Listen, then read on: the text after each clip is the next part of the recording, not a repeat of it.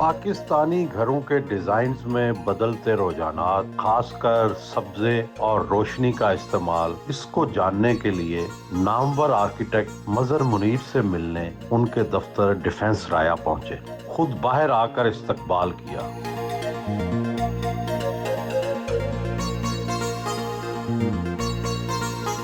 जरूरत है कि लोकल आर्टिस्ट को प्रमोट किया जाए। लकड़ी का ये रॉ टेबल लोकल आर्टिस्ट से तैयार करवाया गया है।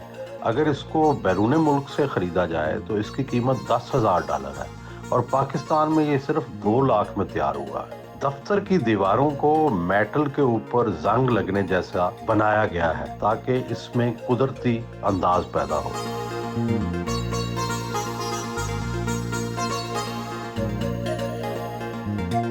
आपने 2000 के करीब मॉडर्न घर बनाए हैं। जब आपने ये काम शुरू किया और आज तक क्या क्या तब्दीलियां आ गई हैं? अब तो आजकल कहते हैं कि घर सब्ज होने चाहिए, यानी उनके अंदर मटेरियल ऐसा इस्तेमाल होना चाहिए, ऐसा सिस्टम होना चाहिए कि जिससे हिद्दत कम आए, सर्दी कम आए और सारा कुछ कुदरती हो। सर एक्चुअली मटेरियल्स पहले भी अवेलेबल थे, उसको यूज़ करने का जो प्रोसेस था वो थोड़ा डिफरेंटली डील हो रहा था। अभी अल्हम्दुलिल्लाह पाकिस्तान में जो इंडस्ट्री ने काम किया है उसमें इंसुलेशन मटेरियल्स, लोई ग्लास और प्रॉपर प्रोडक्ट्स अवेलेबल हैं जिनसे आप घरों को वेदर के अकॉर्डिंगली उसको मैनेज कर सकते हैं इजीली।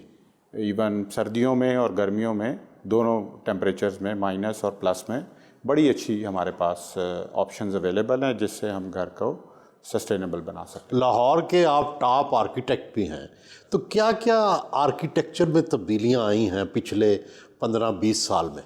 सर एक तो आर्किटेक्चर में मेनली स्पेस मैनेजमेंट का मेन रोल है कि हम स्पेस को किस तरीके से यूटिलाइज़ कर रहे हैं।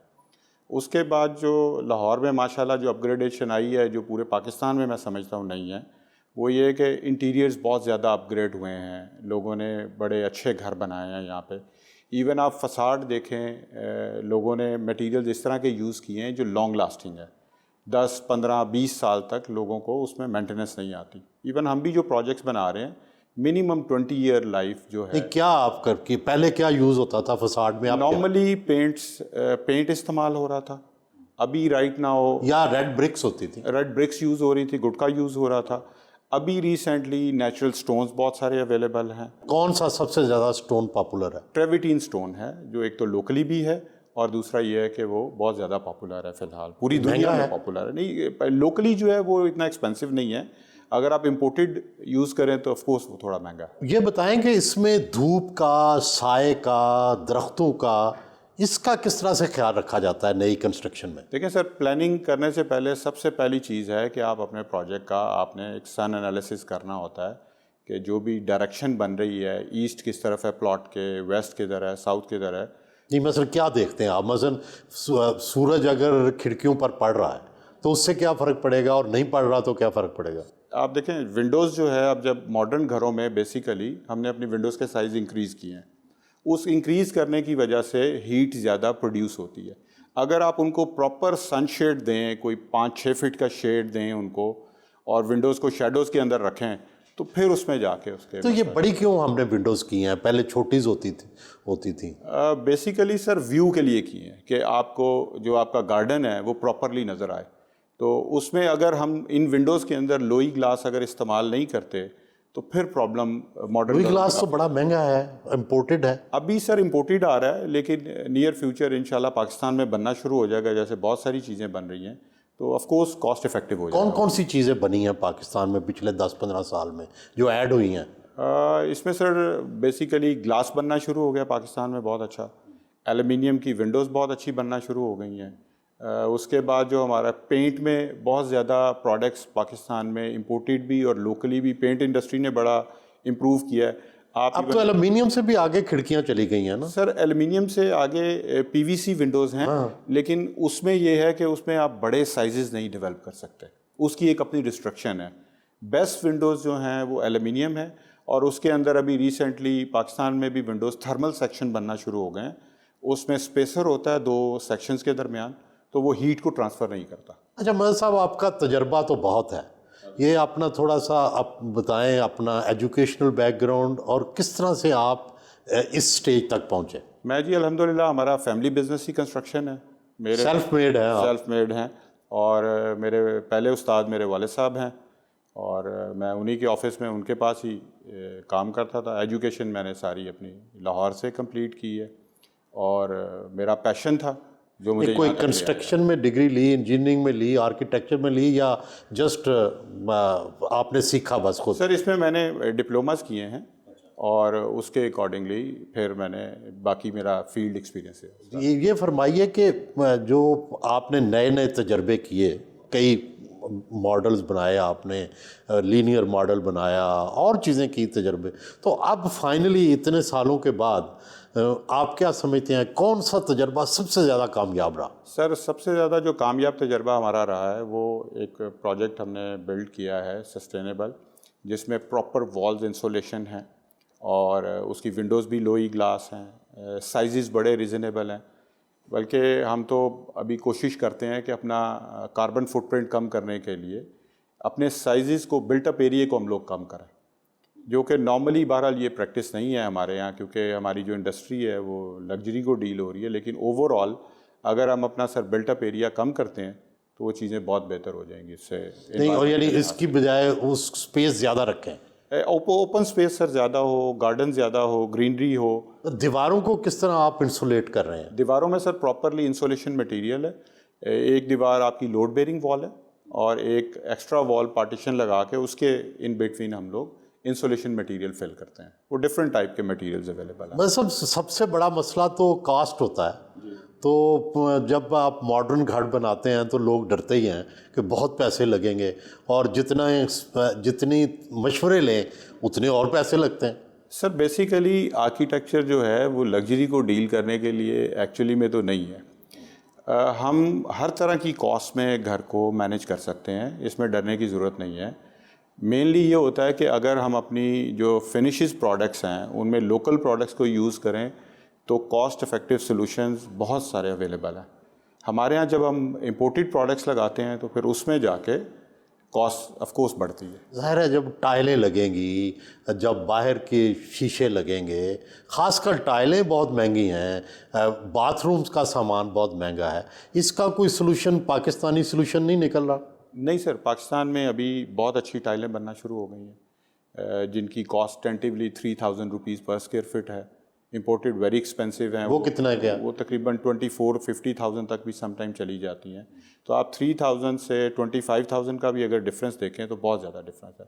तो लोकली अभी राइट नाउ ये पिछले 3-4 सालों में प्रोडक्ट्स बनी हैं जिसमें हमारी लोकल इंडस्ट्री को बहुत सपोर्ट मिली है कि हम कॉस्ट इफ़ेक्टिव या बजट हाउसिंग लोगों के लिए, जो जिन लोगों का बजट ज़्यादा नहीं है, उनको एक अच्छी प्रोडक्ट डेवलप करके दे सकते हैं, और एस्थेटिकली भी बहुत अच्छी प्रोडक्ट्स है। अच्छा, एक और बात, वो कहते हैं कि अब लाहौर में जगह कम है तो इसलिए अमूदी बिल्डिंग्स की ज़रूरत है जो कि कई मंजिला हों, बजाय इसके कि फैली हुई हों, ग्राउंड पे हों। तो कराची में तो ये आम है, यहाँ गर्मी है, यहाँ के मसाइल हैं, तो उनका क्या अल्टीमेटली सलूशन होगा? अब इतनी ऊंची ऊंची बिल्डिंग्स बननी शुरू हो गई हैं। सर, बिल्डिंग्स ऊंची वर्टिकल बननी चाहिए, लेकिन उसके साथ साथ फिर आपको नीचे ग्राउंड, प्ले एरियाज़ और नीचे पार्क्स प्रॉपर बनाने पड़ेंगे, क्योंकि वर्टिकल लाइफस्टाइल में अगर आप ये फैसिलिटीज़ मैनेज नहीं करते, जैसे कराची में ग्रीनरी बहुत कम है, तो पंजाब में, लाहौर में हमारे पास नेचुरली ब्यूटी बहुत ज़्यादा है, ग्रीनरी है, प्लांटेशन है। तो अगर हम उसको अच्छा मैनेज कर सके तो वो तो आइडियल सिचुएशन है, क्योंकि हमारे पास जगह ख़त्म होती जा रही है। और अगर हम वर्टिकल नहीं जाएंगे तो ऑलरेडी आप सिटी देखें, ओवर क्राउडेड हो गया है, गाड़ियाँ बहुत ज़्यादा हैं, उसमें एयर इंडेक्स बहुत ज़्यादा ख़राब हो गया है। तो वाहिद हाली सब वहाँ तो फिर आपको, अगर आप ऊंची बिल्डिंग्स बनाते हैं, कई मंजिला बिल्डिंग, उनके अंदर अपार्टमेंट बनाते हैं, तो फिर तो एयर कंडीशनर ज़रूरी होगा, फिर तो जो है पावर कंजम्पशन ज़रूरी होगी। इसके भी कोई सॉल्यूशंस हैं? डेफिनेटली सर, देखें, एक अगर हम बजट हाउसिंग की बात करें तो उसमें 4 स्टोरी तक जो बिल्डिंग्स होती हैं वर्टिकल, उसमें नॉर्मल एक अपार्टमेंट लाइफस्टाइल में एक बंदा खुद एसी लगाना चाहे या ना लगाना चाहे और लिफ्ट भी ना हो तो 4 स्टोरी में इजीली मैनेजेबल है। जब आप वर्टिकल ज़्यादा हाइट में जाते हैं तो ऑफ कोर्स उसमें फिर आपकी लिफ्ट्स हैं, आपकी बाकी चीज़ें हैं, तो वो फिर उन्हीं लोगों को सूट करेगा जो वो चीज़ें अफोर्ड करते हैं। लेकिन आम आदमी के लिए नहीं, अगर 4 मंजिला होगी तो वो उसको किस तरह से वो हीट रेजिस्टेंट होगी, वो किस तरह से वहाँ के लाइफस्टाइल आरामदेह होगा? सर उसमें विंडोज़ के साइजेस को थोड़ा रिजनेबल रखा जाए, वॉल्स में इंसोलेशन की जाए। मेन जो इंसोलेशन है वो तो होगी, लाजमी होगी। अब एयर कंडीशन किसी को ज़रूरत है तो वो उसको यूज़ कर ले, अदरवाइज़ वो उसमें एक कंफर्टेबल टेम्परेचर मैनेज हो जाएगा उसमें।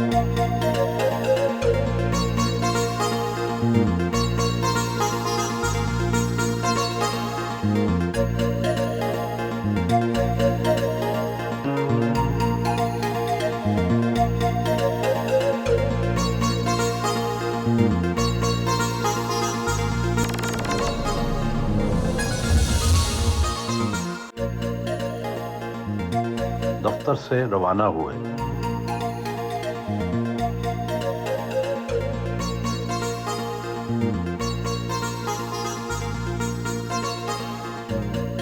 दुनिया में घरों की डिज़ाइन और उनकी तामीर में बड़ी तेज़ तरीन तरक्की हुई है। आप दुनिया में कहाँ कहाँ गए हैं और कहाँ सबसे अच्छे घर बन रहे हैं दुनिया में? ऑलमोस्ट सारी दुनिया विज़िट की है। अमेरिका में अगर आप कंस्ट्रक्शन पैटर्न देखें तो राफ्ट डालते हैं, मेटल स्ट्रक्चर है और सारी वुडन पार्टीशन है। सो दैट्स वाई उनकी लाइफ बहुत ज़्यादा, आप देखते हैं वहाँ 100 ईयर घरों की लाइफ है। और दुनिया में क्या क्या तजर्बे हुए हैं? स्पेशली मुझे इटली बड़ा इंस्पायर करता है। वहाँ का जो आर्किटेक्चर है और सोचने की और देखने की बात है कि वो 1,500-2 हज़ार या 3 हज़ार साल पहले वहाँ के जो लोग थे वो कितना उनका पीस ऑफ माइंड था, आर्किटेक्चर किस लेवल का वो लोग डेवलप कर रहे थे, जो अभी भी हमारे रीजन में उस तरह से काम नहीं हो रहा। और स्पेन और कहाँ कहाँ आपने आर्किटेक्चर में बहुत बेहतर काम देखा? आर्किटेक्चर स्पेन में बार्सिलोना में गाउदी का चर्च है, वो बड़ा फेमस है और उसका बड़ा इंस्पायरिंग जो वो तो अभी तक ज़ेरे तामीर ही है। ऑलमोस्ट सर कंप्लीट हो गया, बस अभी तो वो कंप्लीट है, अभी इंशाल्लाह ओपन हो जाएगा नियर बाय। तो आपका पसंदीदा आर्किटेक्ट, डिज़ाइनर और बिल्डिंग कौन सी है? सर गौदी मेरे लिए बड़ा इंस्पायरिंग है और उन्होंने जो काम किया है वो गौदी तो गोथिक और ओल्ड आर्किटेक्चर में काम करता था, आप मॉडर्न में काम करते हैं, आप लीनियर में काम करते हैं। गौदी ने भी गॉथिक के अंदर भी बेसिकली मॉडर्न फॉर्म्स इंट्रोड्यूस कराई हैं, तो उसमें काफ़ी उन्होंने डिज़ाइन में चेंजेस लेके आए हैं जो नॉर्मल जो गॉथिक आर्किटेक्चर था उससे बिल्कुल हट के है वो।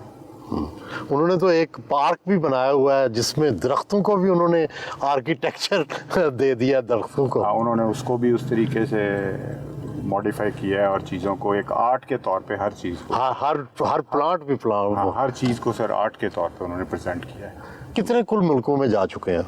20 के करीब मुल्क हैं जो मेन हैं। यूरोप ऑलमोस्ट पूरा है, उसके अलावा यूएस है। आपको गाड़ियों का भी शौक है, कितनी गाड़ियां हैं और महंगी महंगी गाड़ियां खरीदते हैं आप? अभी तो क्योंकि इलेक्ट्रिक का दौर है सो कुछ एक इलेक्ट्रिक रखी हुई है गाड़ी। मतलब साहब आपने ज़िंदगी भर बहुत मेहनत की और ज़ाहिर है आपका ख़ानदान कोई मुतमव्वल नहीं था, गुर्बत में आपने आँख खोली, तो ये गुर्बत से जो रिचनेस का और अमारत का जो सफ़र था ये कैसा गुजरा, क्या क्या तब्दीलियाँ आई आप में? सर एक्चुअली मेरे जो दादा थे वो कॉन्ट्रैक्टर थे और हम बड़े एक average lower middle class family से हैं और मेरे दादा हमेशा मुझे देख के कहा करते थे, मेरे पेरेंट्स भी और बाकी सब लोगों को, कि ये बच्चा जो है डिफरेंट है, ये कुछ बनेगा। तो मेरे वालिदैन बल्कि अब बड़े खुश होते हैं कि तुम्हारे दादा का बड़ा विजन था वो। तो ये मेनली तो सर मेहनत है, इंसान मेहनत करे और शॉर्टकट में ना जाए तो तरक्की आपका नसीब बन जाती है। बचपन की कोई महरूमियाँ याद हैं और आज उनको किस तरह सेलिब्रेट करते हैं? सर जैसे बाइक का बहुत शौक होता था बचपन में कि बाइक होनी चाहिए, फिर एक ज़माने में स्पोर्ट्स बाइक मैंने रखी भी, गाड़ियों का भी इवन बहुत था। मगर सब दुनिया में बड़े बड़े आर्किटेक्ट हुए हैं और सब कॉन्टिनेंट में भी, हमारे बड़े सगीर में भी, जिसने शालामार बाग बनाया होगा या जिसने शाही मस्जिद डिज़ाइन की होगी, तो हमारे यहाँ वो कौन सी ऐसी इमारतें हैं या कैसे बाग या ऐसी कोई चीज़ है जिसको हम, या अलहमरा कल्चरल या अलहमरा आर्ट सेंटर है, किसको हम कह सकते हैं कि यार ये मॉडर्न ज़माने में कि हमें पाकिस्तान के बाद हमने ये बनाया? सर बेसिकली नैयर अली दादा साहब ने बहुत इस पर काम किया है, और आप अगर उनकी बनाई हुई बिल्डिंग्स देखें, जैसे अलहमरा की आपने एग्जांपल दी है, तो अपनी जगह उस तरह से काम नहीं हुआ जो होना चाहिए था। बहुत लिमिटेड बिल्डिंग्स हैं। मॉडर्न में फिर अब आके सर बहुत अच्छा काम होना शुरू हो गया। मसलन कोई मिसालें देना। सर एक और बिल्डिंग है हमारी जेल रोड के ऊपर, आप देखें तो वो भी नैयर साहब की डिज़ाइन है। वो बड़ी स्ट्रेट लाइन बिल्डिंग है, बड़ी खूबसूरत बिल्डिंग है। और आपने जो सबसे खूबसूरत तरीन जो बिल्डिंग्स हैं वो आपने कौन सी बनाई, और या किसी और आर्किटेक्ट ने जिससे आप पसंद करते हो? सर एक्चुअली मेरी स्पेशलिटी ज़्यादा रेजिडेंशियल है, और रेजिडेंशियल विलाज में मेरे लिए जो इंस्पायरिंग आर्किटेक्ट हैं वो गयूर उबैद साहब हैं। मैं समझता हूँ उन्होंने बहुत ज़बरदस्त काम मॉडर्न लाइंस के ऊपर किया है।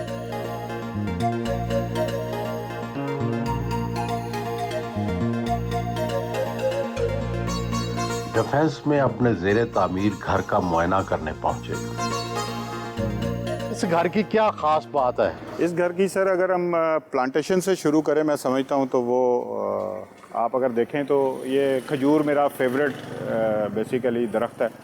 तो हमने इस पे ये सारी बार फसाड के ऊपर खजूरें लगाई हैं। खजूरें लगाने की क्या वजह है? एक तो ज़ाहिर है मकामी हमारा दरख्त है और बड़ी आसानी से हो जाता है। सर ये जब अपनी फॉर्म में आता है तो बड़ा खूबसूरत लगता है, टॉल है। उसके बाद जो इसके नीचे बाकी प्लांट्स होते हैं या ग्रास है, उसको चलने में आसानी रहती है। नॉर्मल जो दरख्त होते हैं उसमें वो नीचे सारा आपका घास भी नहीं उगता, तो इसलिए ये मुझे खैर इसकी शेप बड़ी पसंद है सर।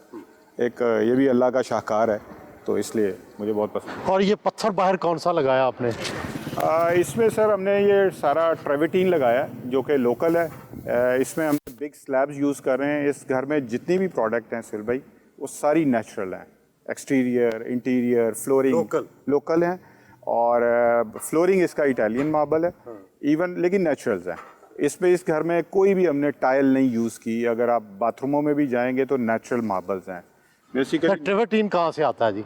ट्रेविटीन सर बलूचिस्तान से आता है हमारा लोकली, और बहुत अच्छी क्वालिटी का। ये जो अब आमतौर पर छतों के ऊपर के वरांडास पर, ऊपर की मंजिल पर, ये भी अब ग्रीनरी का कॉन्सेप्ट आ रहा है, तो इससे क्या फ़ायदा होता है और ये कितनी मुश्किल होती है इसको मेंटेन करना?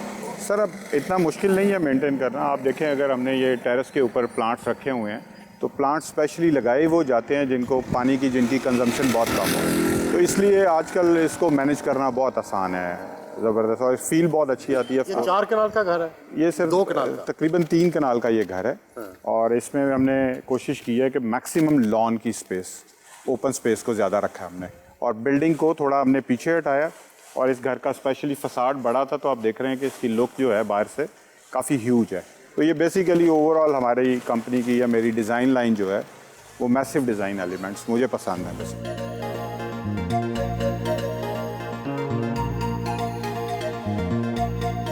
बस साहब आपने ये मार्बल का इस्तेमाल किया है? जी सर। संगे मरमर, और पिछले दिनों कुछ साल पहले तक ये आइडिया था कि इसके ऊपर दाग पड़ जाते हैं, तो इसलिए आप जो है वो जो है टाइल्स यूज़ करें, तो अब दोबारा संगे मरमर का इस्तेमाल क्यों शुरू हुआ? सर एक्चुअली अभी बहुत अच्छे ट्रीटमेंट्स अवेलेबल हैं, और ये स्पेशली ये मार्बल हमने इंपोर्ट किया है।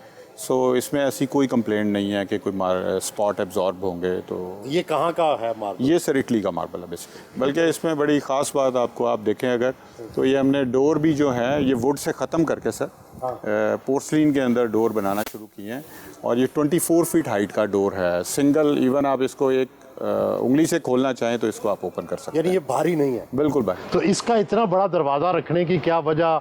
हमारी पुरानी रवायत है या इसकी कोई ग्रैंडर या इससे कोई अजमत का एहसास दिलाना मकसूद है? सर रवायत भी है। अगर हम मुग़लों का आर्किटेक्चर देखें तो उनकी हाइट्स, उनमें बड़ी बड़ी आर्चेस चीज़ें, तो ये बेसिकली लग्जरी भी आती है इससे, आप बड़ी ओपनिंग जब डेवलप करते हैं। आप ये दरवाज़ा सर देखें बड़ा ईजीली, ये तो वाकई बड़ी आसानी से खुल गया है, हालांकि इतनी भारी है।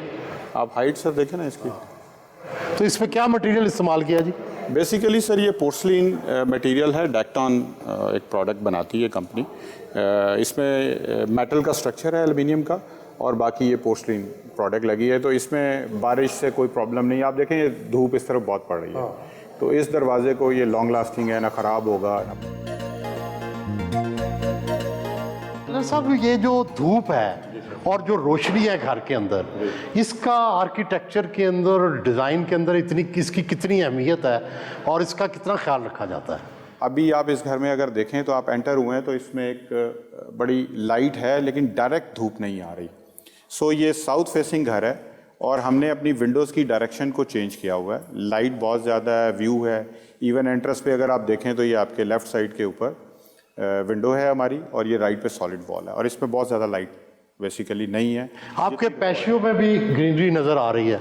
ये सर ज़ेन गार्डन कॉन्सेप्ट है। ज़ेन गार्डन क्या होता है, समझाएं। सर थोड़ा जापानीज स्टाइल है। अगर आप इसमें देखें तो बहुत ज़्यादा नीचे प्लांट्स नहीं है, जस्ट ये वर्टिकल हमने 3 प्लांट्स लगाए हैं और नीचे हमने छोटे छोटे प्लांट्स लगा के तो उसको क्रिएट किया हुआ। जी सर, इसमें पूरे घर के अंदर हमने मेनली बहुत ज़्यादा कलर्स यूज़ किए हुए। एक हमारा मार्बल है, दूसरा हमारा ट्रेवेटीन है, और तीसरा हमारा वॉल्स का कलर है। इसके अलावा कोई कलर हमने यूज़ नहीं किया इस घर में। बाथरूम्स भी अगर आप देखें, बल्कि एक बड़ा खूबसूरत हमारा लोकल सर मार्बल आता है, ग्रीन ऑनेक्स। अगर आप देखें सामने ये पाउडर रूम है, ब्यूटीफुल मार्बल सर। ये मतलब एक तरह से मोतियों वाला मार्बल है। हमारे यहाँ इसको लोग इतना उस तरीके से। ये कितना महंगा है जी? ये सर बहुत एक्सपेंसिव नहीं है क्योंकि लोकल प्रोडक्ट है, लेकिन इसकी लुक अगर आप देखें तो बहुत रिच है इसकी लुक ना। स्लैब हमने बड़े यूज़ किए हैं। थोड़ा इसको बैकलाइट करें तो ये और ज़्यादा खूबसूरत आता है। पीछे से अगर देखें तो बैकलाइट पोर्शन होगा इसमें। आपने जो दरवाज़ों के लिए और खिड़कियों के लिए लकड़ी का जो इस्तेमाल किया है, इस पर कोई कलर नहीं है, इसकी क्या वजह है? बेसिकली अमेरिकन मैपल वुड है ये, तो इसका नेचुरल कलर ये होता है। बेसिकली हमने इसको मेनली स्टेन नहीं दिया हुआ, ये नेचुरल इसकी फील रखी है। अच्छा, यहाँ पे गर्मी रोकने के लिए, सर्दी रोकने के लिए आपने क्या किया है? इस घर में स्पेशली विंडोज़ जो हैं वो सारी डबल ग्लेज हैं, और एयर कंडीशनिंग ऑफ कोर्स हमने प्रॉपर उसके अकॉर्डिंगली की है, जो इसको कूलिंग में और हीटिंग में मैनेज कर सके। और यहाँ पंखे नहीं हैं, शैंडलियर नहीं है, क्या अब इनका रिवाज नहीं रहा? सर रिवाज काफ़ी कम होता जा रहा है शैंडलियर्स का। बेसिकली फ़ैन्स भी ऑलरेडी जब एयर कंडीशनिंग है तो फ़ैन्स की भी ज़रूरत नहीं रहती। और अभी आप देखें तो हमने सीलिंग के अंदर सारे फैंस जो एसी लगाए हुए हैं वो सारे सीलिंग में हैं। उससे हमारी दीवारें भी बिल्कुल नीट एंड क्लीन क्लियर हो जाती हैं। और पहले तो दीवारों को ये सजावट समझी जाती थी, अब नहीं? अब सर नहीं, जिन लोगों को भी बहुत लेस इज़ मोर वाला कॉन्सेप्ट पसंद है, उनके लिए फिर इस तरह की चीज़ें नहीं है। फर्नीचर में फिर क्या, उसमें भी नेचुरल मटेरियल होने चाहिए? फर्नीचर को किस तरह का होना चाहिए? फर्नीचर इस घर के लिए तो सर स्पेशली हमने कस्टमाइज बिल्ड किया है। और अगर आप देखेंगे तो इसमें भी जो पर्ल वुड है और विनियर्स हैं, बहुत हाई क्वालिटी विनियर। लेकिन सारी लोकल लकड़ी है? लोकल लकड़ी है, लेकिन इसके विनियर्स जो हैं सर वो इम्पोर्टेड है बेसिकली। ओवरऑल सर अभी सीलिंग्स बहुत ज़्यादा सिंपल हम लोग बना रहे हैं। और अगर आप इसको देखें तो बिल्कुल ये भी सर फॉल सीलिंग्स ही हैं, लेकिन बहुत फ्लैट अब हो गई हैं। सिंपल सीलिंग्स हैं, बेसिक मेनली लाइट्स में डिफरेंट मोड हैं, और बहुत सिंपल स्ट्रेट सीलिंग्स बिल्कुल अभी ये बन रही हैं। वो ज़्यादा अच्छी लुक देती हैं बजाय कि आप उसमें बहुत ज़्यादा डिटेल ऐड करें। गैलरी में बहुत खुलेपन का इजहार है। बेसिकली सर इस डिज़ाइन में अगर हम देखें तो हमने बिल्कुल स्ट्रेट ग्रिड्स रखे हुए हैं। अगर आप इसकी गैलरी देखें तो बिल्कुल स्ट्रेट है, जिससे बड़ी ग्रैंडियर लुक है।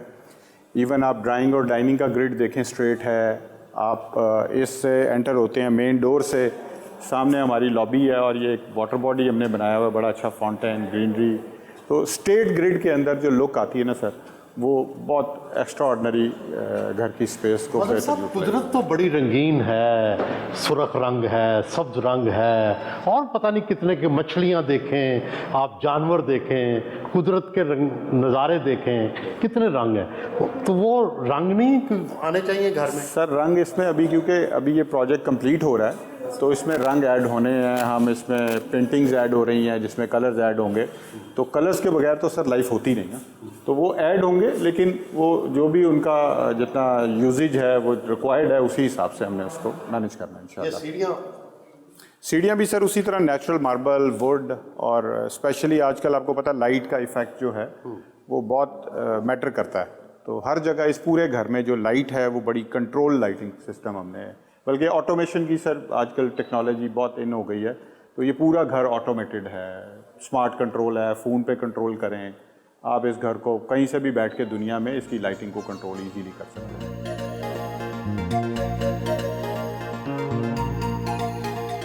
ये बाथरूम बड़े से बड़े होते जा रहे हैं, इसमें क्या लग्जरी है, क्या लोगों को क्या इसमें क्या अट्रैक्शन है?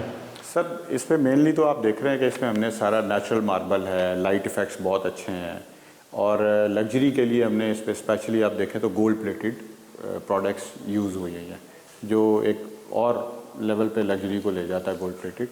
और बाथरूम, बड़े बाथरूम आजकल इन है सर, लोगों को पसंद आते हैं लग्जरी। और ये कि टेबल क्या, इसका क्या मकसद है? ये सर इसमें ज्वेलरी आइटम्स हैं या सेंटर एक बन जाता है इसमें, और बैठने की जगह आप बैठ के अपना ड्रेसिंग कर सकते हैं, कोई और चीज़ें रख के देख सकते हैं। तो ये सेंटर आइलैंड आजकल काफ़ी बाथरूम वॉकिंग क्लोजेट्स में भी। अब घरों में लिफ्ट एक लग्जरी भी है, ज़रूरत भी है, क्योंकि सीढ़ियाँ चढ़ना बड़ा मुश्किल है, लेकिन लिफ्ट महंगी बड़ी है। अब इसका क्या इलाज करें? तकरीबन हर घर में सर लिफ्ट लग रही है, लेकिन पाकिस्तान में अच्छे कॉस्ट इफेक्टिव सोल्यूशन अवेलेबल है। ऐसा नहीं है कि बहुत एक्सपेंसिव, वो एक मिथ बनी हुई है। जैसे हमारे यहाँ मोस्टली बेसमेंट लोग कहते हैं बहुत एक्सपेंसिव है, पर मैं कहता हूँ नहीं एक्सपेंसिव है, सिर्फ ग्रे में थोड़ा सा एक्सपेंसिव है और फिनिश स्टैंडर्ड तो सेम होता है। तो लिफ्ट भी इसी तरह, लिफ्ट वो ठीक है, बहुत हाई एंड भी अवेलेबल है, लेकिन रिजनेबली अगर आप लिफ्ट लें तो 20-25 लाख रुपए की सर इजीली अच्छी लिफ्ट मिल जाती है आपको। और अगर इम्पोर्टेड लें तो फिर? इम्पोर्टेड लें तो सर वो फिर तकरीबन 1 करोड़ रुपए तक चली जाती है।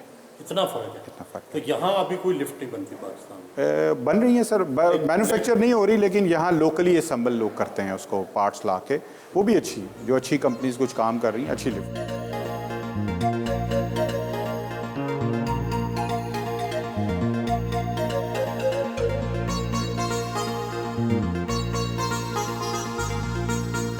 पाकिस्तान में लोग स्विमिंग पूल घर में बनाने से बड़ा डरते हैं, कहते हैं जी सीपेज हो जाती है, बड़े मसले हैं, महंगा भी है, आमतौर पर बेसमेंट में बनता है या ओपन में बने तब भी मसला है।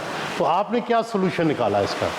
सर एक्सपेंसिव नहीं है, एक हमारे यहाँ एक चीज़ का वो उसको ऐड कर लेते हैं, ये चीज़ें एक्सपेंसिव हैं, और सेम की भी कोई प्रॉब्लम नहीं है। हम मेरे ख्याल से अभी कोई तकरीबन 25 या 30 के करीब ऐसे घर बन रहे हैं जिनमें सबके अंदर स्विमिंग पूल है, और पिछले 8-10 साल से लोग यूज़ कर रहे हैं, ज़ीरो प्रॉब्लम है। और कहते हैं कि इससे मकान को भी नुकसान पहुंचता है, दीवारों को नुकसान पहुंचता है। नहीं सर, इसमें पूल में हम लोग ये करते हैं कि इसके पूल की जो कंक्रीट वॉल्स हैं उसके साथ एक एडिशनल चैनल डेवलप करते हैं, गैप रखते हैं कोई 2-3 फुट का, और ऊपर ये इसमें ना हमने स्लैब डाला हुआ है। अगर खुदा ना खास्ता कभी भी पूल में कोई प्रॉब्लम आती है तो उसके अंदर आप अंदर जाके पूरे चैनल में आप उसका ट्रीटमेंट कर सकते हैं। सो इंशाल्लाह इस तरह की सिचुएशन में नीचे क्या करते हैं? नीचे तो पूरा सॉलिड कंक्रीट बेड है ना सर, उसमें लीकेज के चांसेस ज़्यादातर नहीं होते, 95% चांसेस नहीं है। इसकी मेंटेनेंस कितनी महंगी है जी? कोई ख़ास नहीं है, फिल्ट्रेशन प्लांट चलता रहता है कॉन्टीन्यूसली और पानी को फ़िल्टर करता रहता है, और बंदा आता है हफ्ते बाद, एक नॉमिनल से चार्जेज हैं, अगर ठीक तरीके से बना हो तो मेंटेनेंस। यहाँ कौन सी टाइल यूज़ हुई है? ये सर बेसिकली टाइल नहीं है, वुडन बैम्बू फ्लोरिंग है। ये पूल डेक के ऊपर बड़ी नॉर्मली फेमस होती है ताकि ये एक एंटी स्लिप एरिया रहे। पूल में आपको पता है ये सारा वेट एरिया है, खराब नहीं होती? नहीं, ये वाटर रेजिस्टेंस है। इस बेसमेंट में तो इतनी रोशनी है, ये बेसमेंट तो लग ही नहीं रहा। सर मेनली तो यही आर्किटेक्ट का कमाल है कि वो डिज़ाइन प्रोजेक्ट को इस तरीके से करे। अब हम जितने भी बेसमेंट बना रहे हैं उसमें आपको यही फील आएगी कि आप ग्राउंड फ्लोर के ऊपर हैं।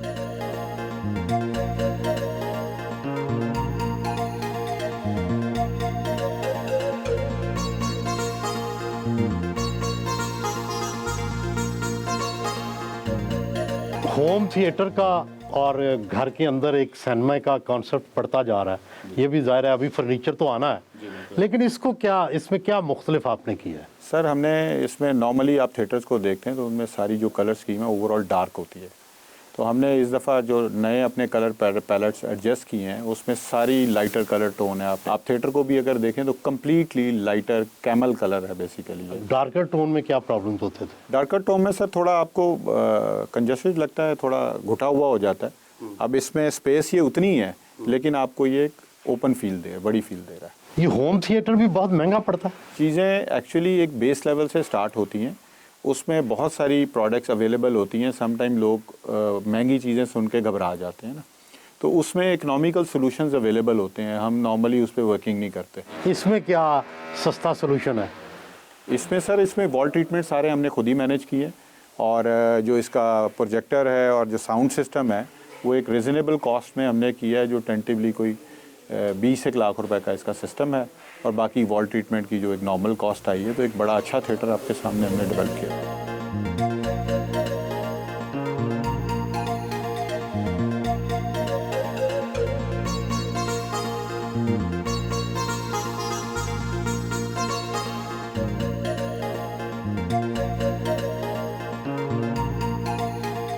मजहर साहब, एक जो एवरेज घर है एक कनाल का, वो कितने का बन जाता है?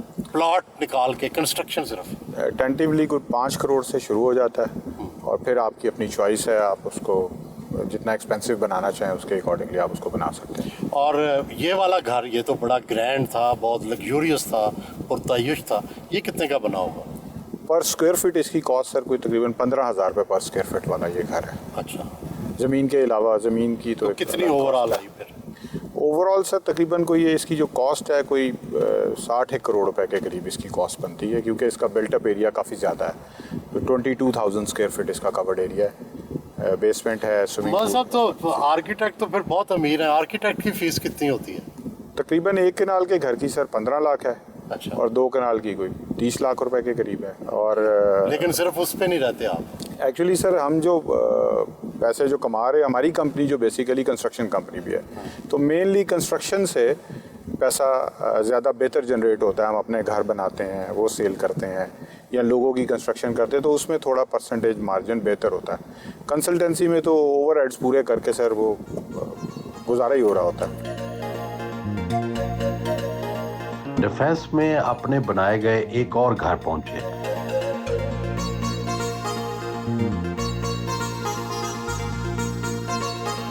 घर का दौरा किया और घर के अंदर सब्जे, धूप और उसके अंदर कुदरती माहौल पैदा करने के हवाले से तफसील से बताया।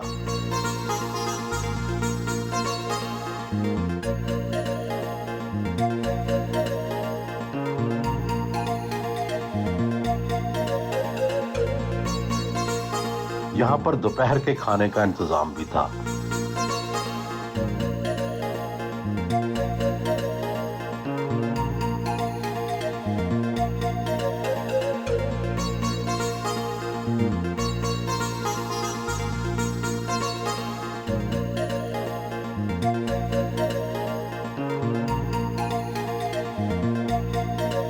अपने बनाए हुए नए तर्ज तामीर की टाइल से बने घर को देखने आए।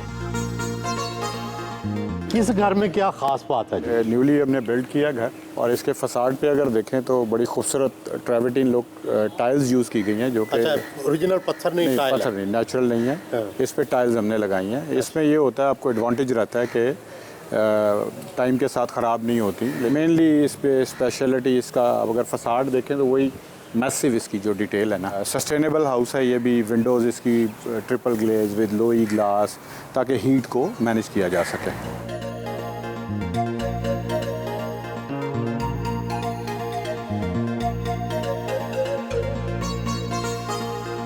घर की बालाई मंजिल में आए। घर में सेंसर बटन मौजूद है, जो किसी की भी मौजूदगी में खुद ब खुद ऑन हो जाते हैं।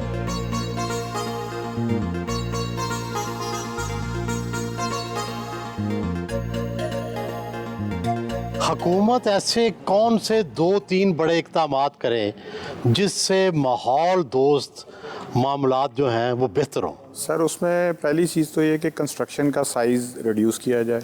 जितना भी बिल्टअप एरिया, एक नॉर्मल घर का एरिया अगर राइट नाउ तकरीबन 65% आप कवर कर सकते हैं और 35% टेंटिवली ओपन होता है।